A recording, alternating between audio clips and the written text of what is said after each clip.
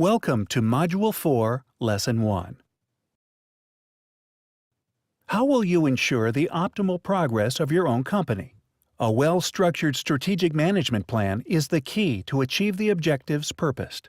It also allows you to analyze the advantages and disadvantages of your own company.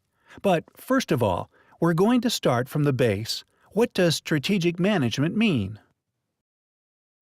Inside the business world, the strategic management process is also known as all the information that brings your company closer to the reality and with all the variables that can affect it. This information must be previously selected and ordered. Also, bear in mind that these variables can also affect the company progress in a positive or negative way.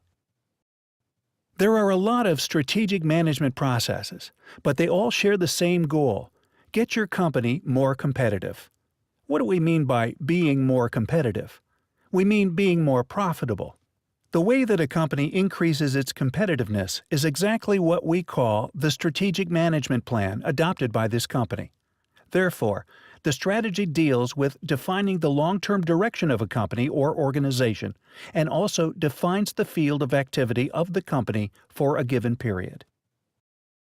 Companies need to be organized according to an organizational hierarchy. Following Cuervo, 1995, he purposed three main organizational levels: corporate level, business or competitive level, and functional level. There's a particular strategy for each one as well. 1. Corporate strategy. It defines the basic orientation of the company, mission, business in which it will compete, and how those businesses will be developed. 2. Business strategy.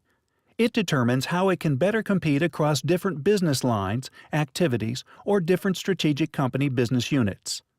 3. Functional strategy. It focuses on how to use and apply the existing resources and skills in every functional area of each single business line in order to maximize the productivity of these resources. How can we know what type of strategic management is the most suitable for a particular company according to a particular moment? This requires knowing which elements or set of successive actions are composing the whole strategic management process. The chart displayed shows the logical order of this process. According to the results, all parameters can be readjusted, making this system completely flexible and sensitive to possible internal or external company changes. This allows to return to any part of the whole process to redirect those guidelines that hadn't worked so well. You can also see that this process is divided in three stages. 1. The strategic analysis. 2. The formulation of strategies. 3. The implementation of those strategies. The strategic analysis seeks to provide coherence to the whole strategic management process.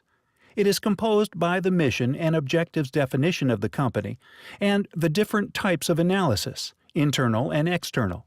These objectives must be measurable, specific, appropriate, successive, realistic, challenging, and time-bound.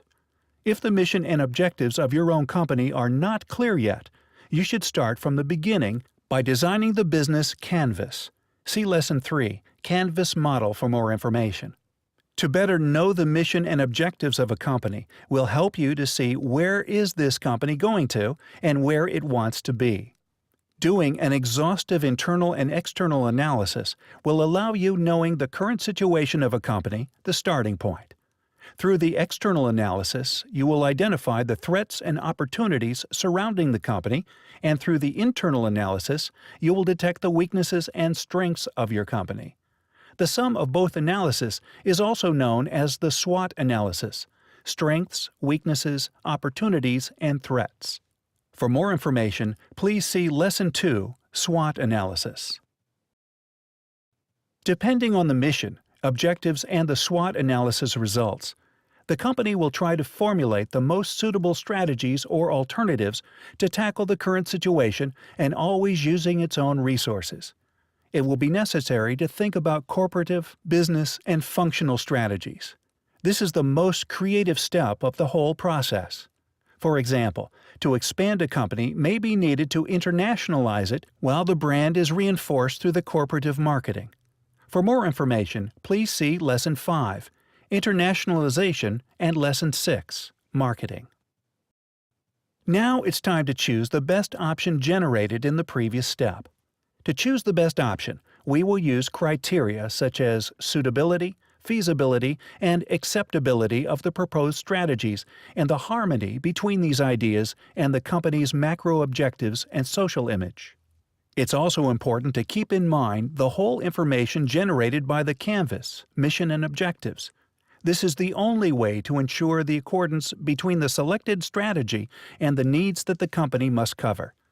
If the objectives meet the above criteria, monitoring them will be much easier.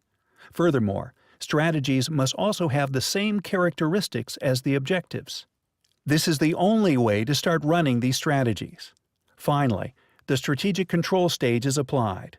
This is the moment to analyze if we have approached the objectives or not. Also to analyze if we have given effective responses to what the SWOT analysis requested.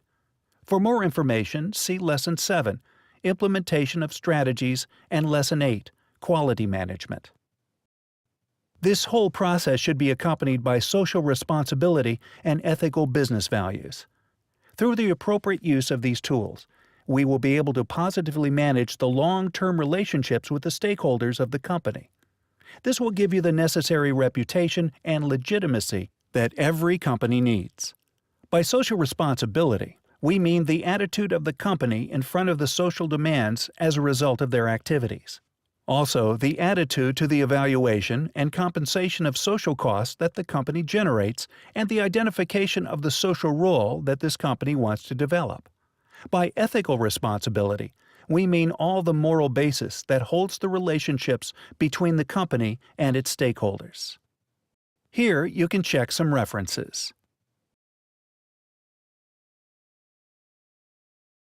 And thank you so much.